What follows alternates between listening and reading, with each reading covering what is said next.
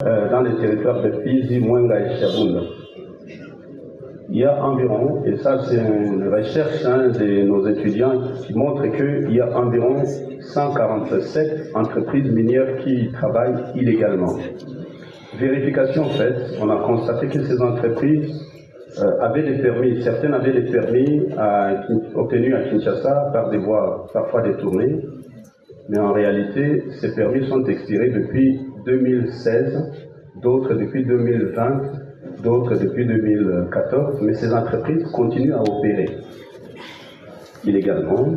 La quantité d'or qui est puisée là-bas, les démarches, les recherches de nos étudiants qui ont travaillé là-bas suggèrent qu'une drague placée dans la rivière Oulini, une drague professionnelle, rapporte jusqu'à environ 100 tonnes, 100 kilos, je veux dire, 100 kilos d'or tous les 60 jours. Alors que la société Primera Gold, qui a été initiée par l'État congolais, son excellence Félix Antoine Tshisekedi Tshilombo, pour améliorer, pour assurer que nous puissions capturer l'or de nos territoires et l'exporter correctement, il ne reçoit que des miettes ou rien du tout.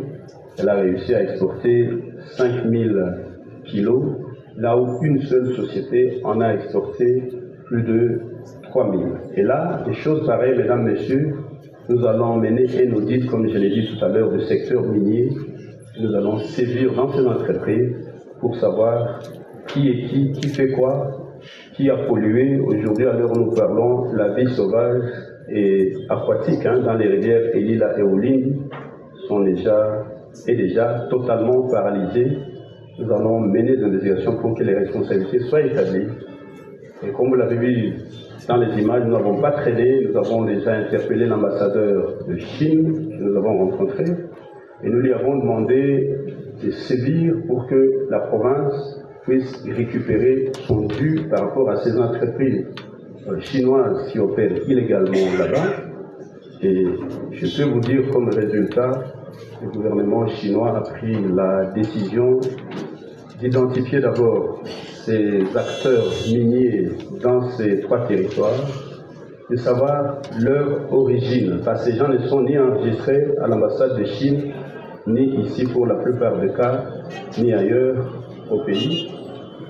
Et donc, une délégation de 14 membres du gouvernement chinois, issus de la province originaire de ces personnes qui exploitent dans l'axe sud-sud ici, est déjà à Kinshasa. Il est attendu que notre investiture pour venir ici, pour travailler avec eux, nous allons aller visiter, nous allons chercher quelques députés spécialisés pour descendre sur le terrain.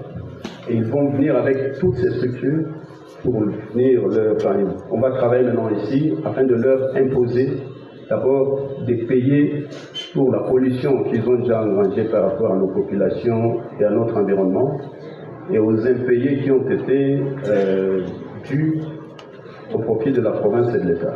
Et sur cette base, nous serons capables de mobiliser plus d'argent.